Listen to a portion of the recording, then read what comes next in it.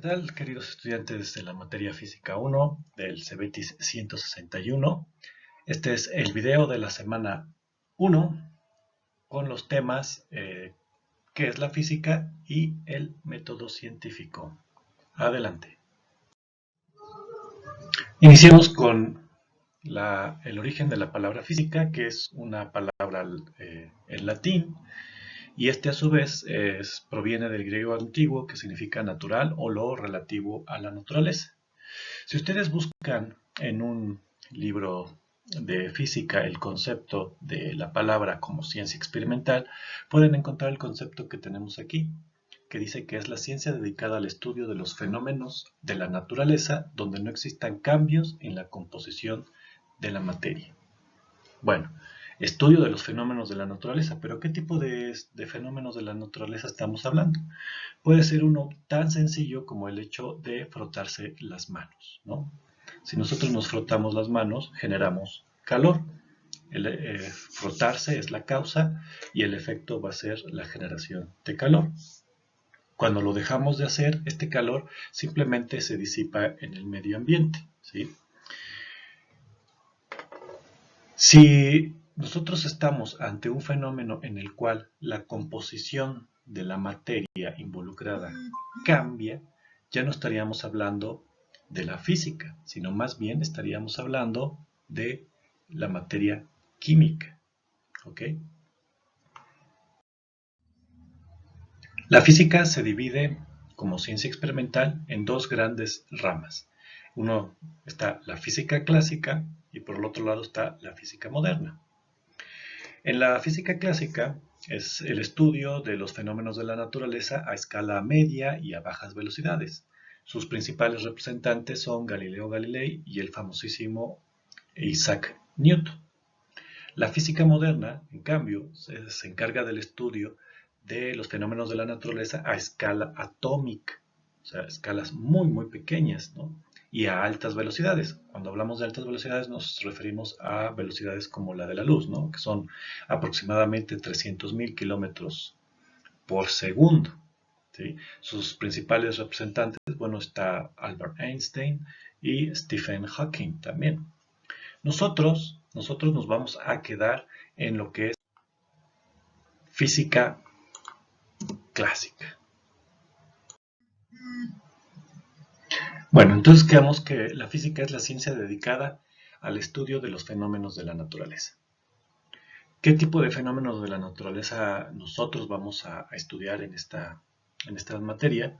Bueno, pues es, por ejemplo, lo que es el movimiento, lo que es la fuerza, energía mecánica, energía térmica y energía electromagnética. Estos dos últimos tal vez los veamos más adelante en lo que es la materia física 2. Algo bien interesante sobre la física es que también es una ciencia de la medición. Cuando el hombre logra medir algo, un fenómeno de la naturaleza, nos acercamos a una manera de comprenderlo y posteriormente tal vez a una manera de controlarlo a nuestro favor para mejorar nuestra calidad de vida. Un fenómeno de la naturaleza bien común es, por ejemplo, la combustión. Cuando nosotros vemos que se consume madera, sabemos que hay una cierta cantidad de calor que se pierde, que se produce ahí. Pero ¿cuánto calor hay ahí? ¿Cómo lo podemos medir? ¿Sí? Y después, ¿cómo podemos controlar esa cantidad de calor a nuestro favor? He ahí que la física se le dice que es por excelencia la ciencia de la medición. Algo también bien importante para comprender por qué la medición es tan importante es, por ejemplo, cuando nosotros queremos saber cuál es la masa de un objeto. Cuando me refiero a masa es cuando queremos saber cuántos kilogramos tiene, ¿sí? ¿Cuántos kilogramos tiene este objeto tan común para nosotros como lo que es un teléfono celular? Podemos tomarlo en la mano y más o menos decir, bueno, pesa tantos kilogramos. Sin embargo, utilizar nuestra mano para medir la masa de un objeto, pues es algo sumamente inexacto. Para eso se fueron creando avances tecnológicos con el fin de mejorar la medición. Primero, pues, una balanza muy primitiva, después pasamos a lo que es una balanza granataria y después podemos llegar ya a lo que son balanzas digitales que nos proporcionan una excelente exactitud de cuál es la masa de ese teléfono, ¿sí? Esa mejora tecnológica ha mejorado nuestra calidad de vida de una manera muy notable, sobre todo en los últimos 100 años. Bueno, para el desarrollo de la ciencia o generar un conocimiento es necesario seguir métodos de investigación, lo que nosotros vamos a conocer como el método científico experimental. Podemos tener varios tipos de problemas de los cuales queremos resolver, ¿no? Uno de ellos es el que les comentaba, del obtener la masa exacta de un objeto, ¿no? No lo podemos hacer utilizando nuestra mano o una balanza primitiva. Entonces teníamos que ir creando objetos con una mucho mejor precisión. En este ejemplo voy a usar algo un poquito también más sencillo y muy fácil de observar pues, en cualquier lado, ¿no? Tenemos, bueno, como primer paso del método científico, la identificación del problema, ¿no? Pues, ¿cuál es el fenómeno en estudio? En este caso, el fenómeno en estudio va a ser algo bien sencillo, como es que nosotros encendamos una vela y después tapamos la vela con un frasco y vamos a observar que el fenómeno es que la vela se apaga, ¿sí? Esa es la observación del fenómeno, ¿ok? Después, bueno, tiene que seguir lo que se llama el planteamiento del problema, que es definir qué es lo que queremos investigar y para qué. Esto del planteamiento del problema es el paso en el cual nos hacemos las preguntas por qué se apagó la vela a la hora de taparla, eh, se le acabó el oxígeno a la vela, si utilizo un recipiente más grande o más pequeño, ¿qué es lo que va a suceder? ¿Se va a apagar más rápido la vela? ¿Se va a apagar mucho tiempo después? Este es el tipo de preguntas claves que se hacen para poder asentar, darle una base al problema que nosotros queremos o el fenómeno que nosotros queremos tener en estudio. Bien, el siguiente paso es la formulación de la hipótesis. Bueno, pero pues ¿qué es una hipótesis? Bueno, refleja lo que se busca en un estudio o lo que se intenta comprobar en una investigación, es decir, es una posible explicación del fenómeno a investigar. Bien, en el paso anterior, lo que es el planteamiento del problema, hicimos algunas preguntas. Yo decidí escoger una de esas preguntas y darle una posible explicación o una respuesta a esa pregunta. En este caso decidí tomar qué es lo que sucede si yo pongo un recipiente de diferente capacidad sobre la vela, ¿no? El que tapa la vela. ¿Qué pasa si pongo uno más grande o uno más pequeño? ¿Cuál sería una posible respuesta a esa pregunta? Bueno, sería que a mayor volumen del recipiente que tapa la vela, más tiempo durará la misma vela encendida. Si se dan cuenta, esto de la hipótesis es una respuesta, una posible explicación a la pregunta que hice en el planteamiento, ¿sí? Yo ya me quedé con una sola pregunta y decidí que esta podría ser una posible explicación o respuesta a esa pregunta del fenómeno que estoy investigando.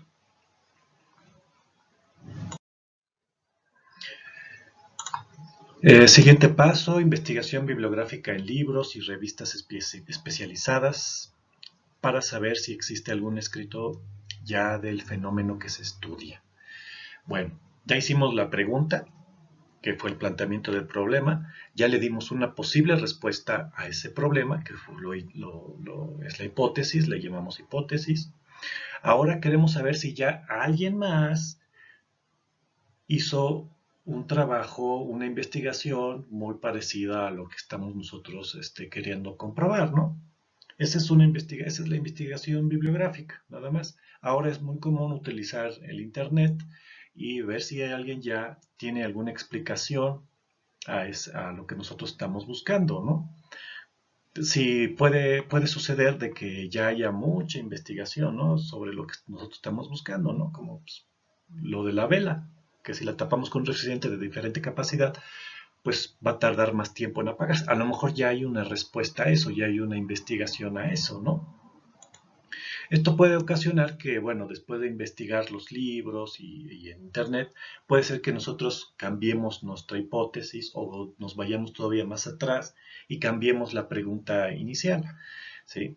Pero bueno, nosotros ahorita estamos aprendiendo cómo es el procedimiento, ¿no? Entonces vamos a mantener la misma pregunta y la misma hipótesis para terminar nuestro método científico. Ahora viene el paso más emocionante del método científico, que sin lugar a dudas es la experimentación. Aquí es donde nosotros hacemos una práctica o un experimento con la intención de comprobar de que si nuestra hipótesis es verdadera, recuerden que la hipótesis es una posible respuesta, queremos saber ahora si es verdadera o es falsa, ¿no? Por lo general, a las hipótesis falsas se les dicen hipótesis nula.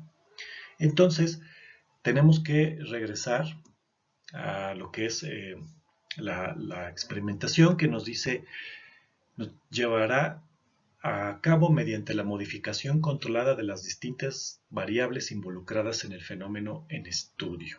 Bien, ¿qué variables son las que se están modificando? En este caso, la variable que se modifica, recuerden, es el volumen conocido de los recipientes, ¿sí?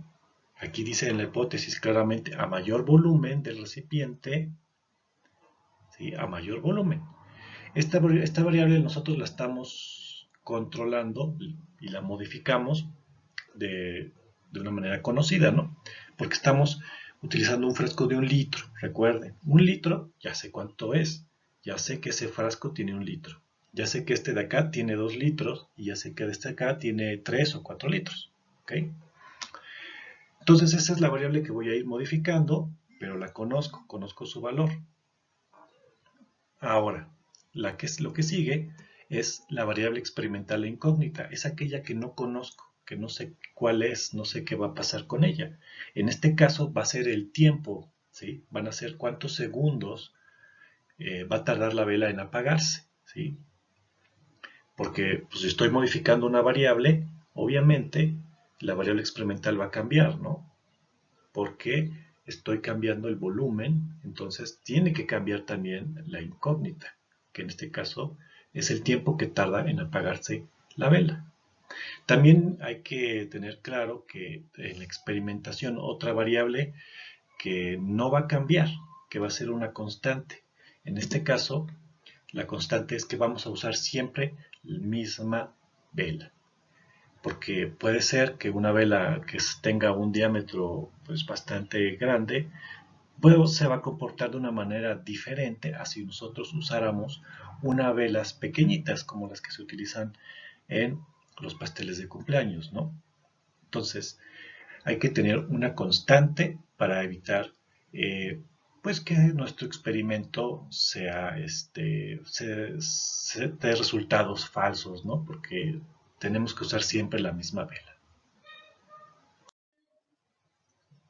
Bien, siguiente paso sería el registro o interpretación de los datos. Una vez de que ya hicimos nuestro experimento, ya lo terminamos, nos aseguramos de que todas las variables conocidas, variables desconocidas o incógnitas y las variables constantes está todo bien.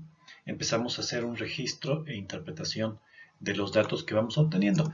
Aquí es donde empezamos a hacer gráficas y tablas, ¿no? Graficamos los datos, por ejemplo, tiempo que tarda la vela en el eje de las X y en el eje de las Y vamos a escribir el volumen en el que del frasco que utilizamos, puede ser, ¿no? También otro paso que sigue, esa es la comprobación de la hipótesis. Aquí es donde nosotros nos damos cuenta si nuestra hipótesis es falsa o verdadera, según ya la interpretación de los resultados que estamos observando, ¿no? En este caso, recuerden que nuestra hipótesis decía que a mayor volumen, más tiempo va a tardar la vela en apagarse, a mayor volumen del recipiente. Entonces, interpretando los resultados por medio de gráficas o de tablas, podemos nosotros decir que sí, es verdadera, ¿no? Nuestra hipótesis, porque es cierta que cuando yo utilizo un recipiente de mayor capacidad, de mayor volumen, la vela tarda más tiempo en apagarse. Es cierta esta hipótesis, ¿ok? ¿Por qué? Bueno, pues porque sabemos que hay más aire dentro, el aire trae oxígeno y el oxígeno es necesario para que exista una combustión que es cuando la vela está encendida. Entonces, bueno, pues nuestra hipótesis fue verdadera. No siempre o no es obligatorio que las hipótesis sean siempre verdaderas. El hecho de que nos tengamos una hipótesis falsa no quiere decir que cometimos un error.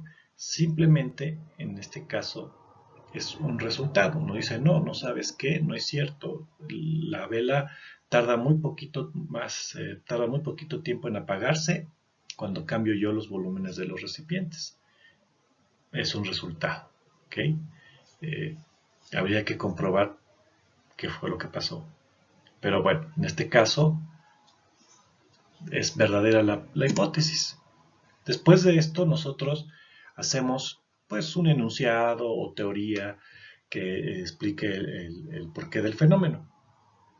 Y también, bueno, incluimos algunas limitaciones que puede haber antes de decir que todas las velas se van a apagar en 5 segundos cuando yo utilizo un frasco de 2 litros.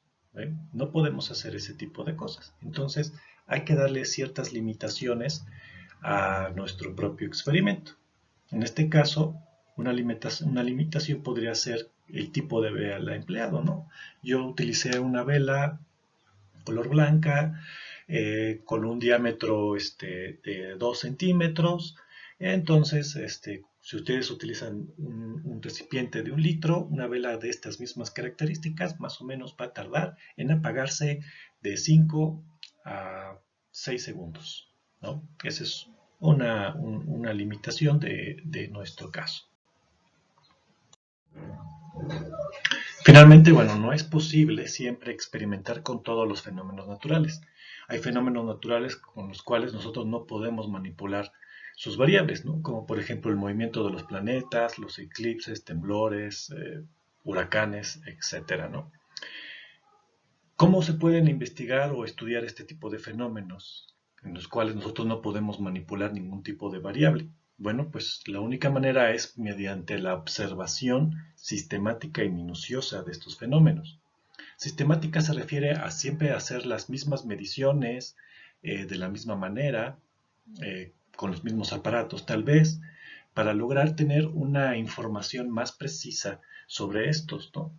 Por ejemplo, nosotros gracias a estos estudios minuciosos sabemos ahora que los temblores, bueno, pues no son causados por dioses enojados, ¿no? Son causados por interacciones entre las placas tectónicas, también pueden originarse por actividad volcánica o incluso también hasta por explosiones atómicas, ¿ok?